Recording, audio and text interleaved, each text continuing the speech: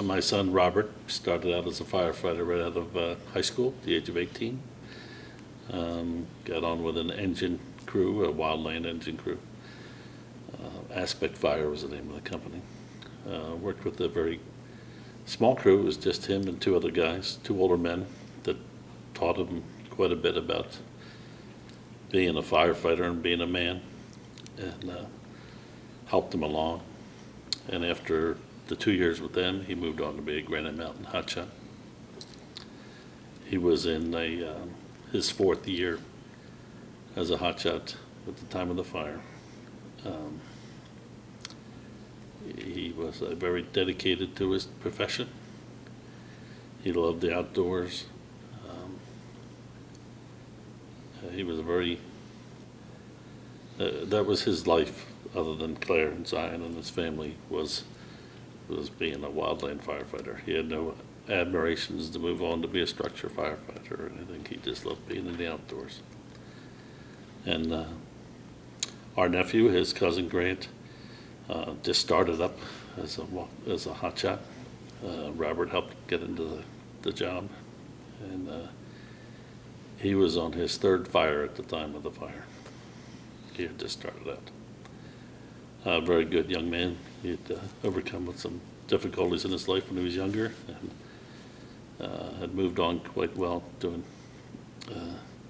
became an EMT, and he was making us all proud. Robert and Grant grew up together, more or less as almost brothers as opposed to being cousins. We went on a lot of family trips together. We did a lot of things together, and it's looking back at family photos and things, I noticed that Robert would always have his arm around Grant, sort of like, he was taking care of him. And I think that's where it brings me to with the situation. That's why it's difficult, because I hope and I know that he was taking care of him, but I'm sure what would have gone through my son's mind when things went wrong was, that he was with Grant, and that's what he would want to do. They both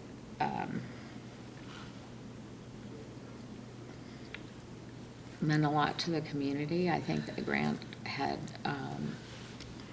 done some mentoring for kids through a high school program, and Robert had started teaching at the Fire Academy, and so I know he was really proud of that, to be able to do that, and probably nervous at first, but they were both, I would say, old souls. If Grant was 21, Robert was 23, but really, I would say they were more like in their 30s, probably. Both were very loving and kind. My son was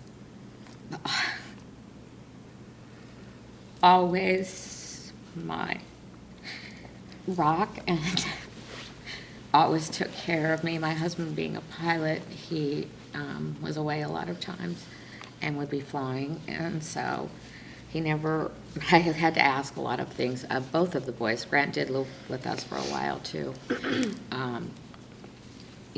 Can you guys do this? Can you move that? And they never would argue, it was never anything like, oh no, I don't want to do that, really, do I have to do that? They spent a lot of quality time together, and as a family, I think we all spent a lot of quality time together.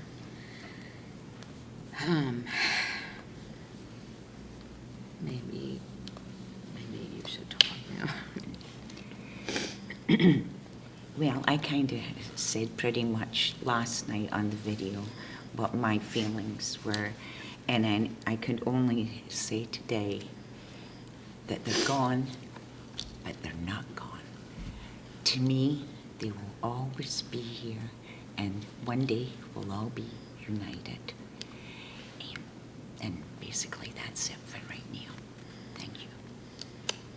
For me, it's been very, very difficult. More difficult than I ever would have thought something would have been. I've taken it extremely, extremely hard. We're a very close-knit family, and we're small. And so, with me having only one son, and my sister having her daughter and her son, and my brother having his son, half of them were gone in one day.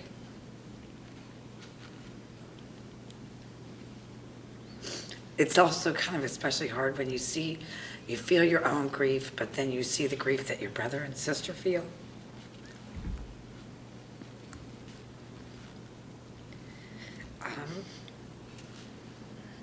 It was like we just lost, this chunk that day. There was just this whole section of what we, is our whole, was gone in one day.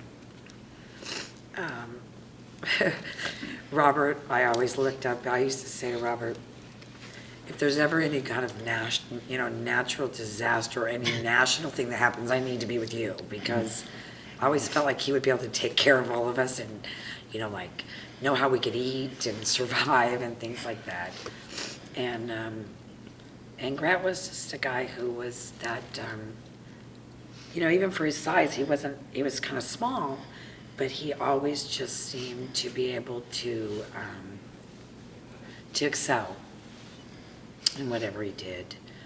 It was hard for me also because my son felt like he lost his brothers, and he's an only child.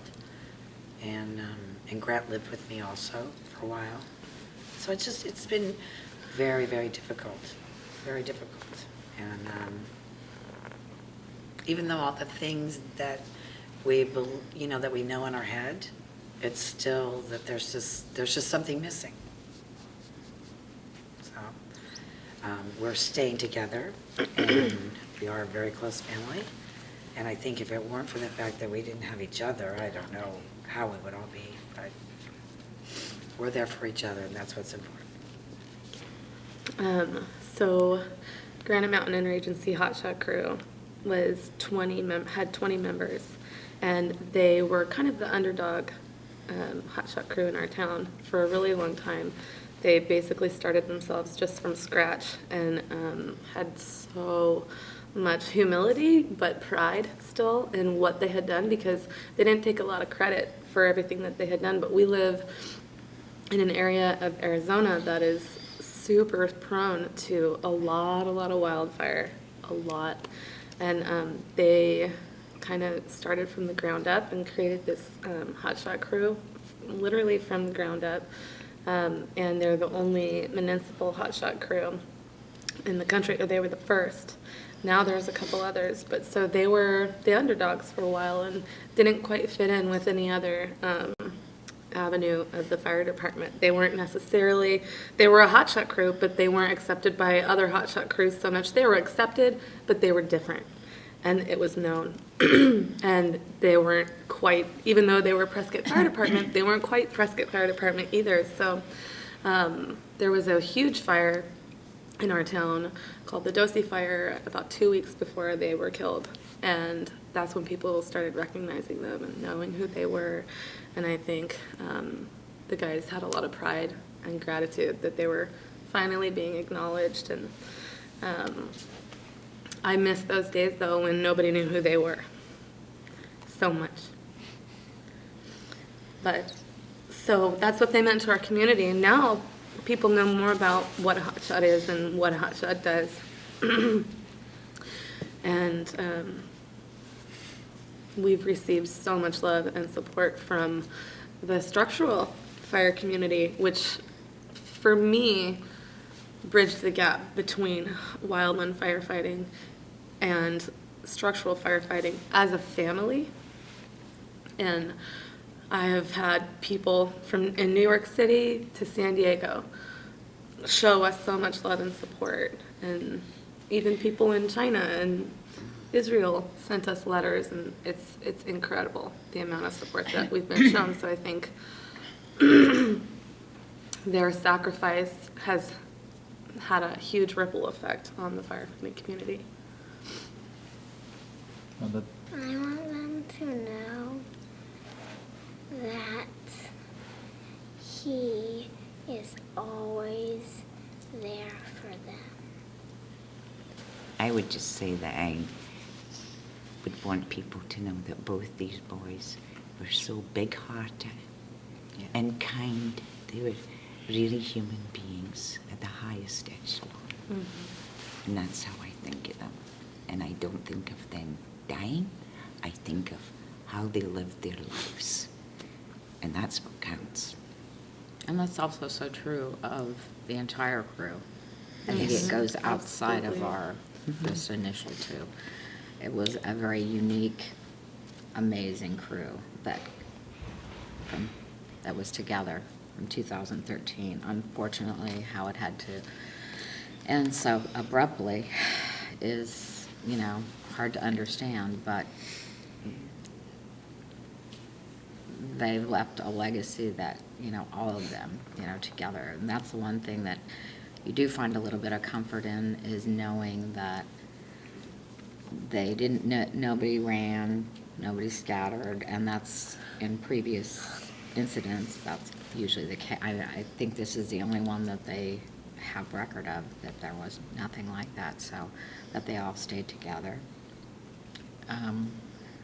I believe that they were singing some crazy song or doing something they rallied together and somehow comforted each other to ease that, knowing of what was to come. I believe that too, Linda. I do.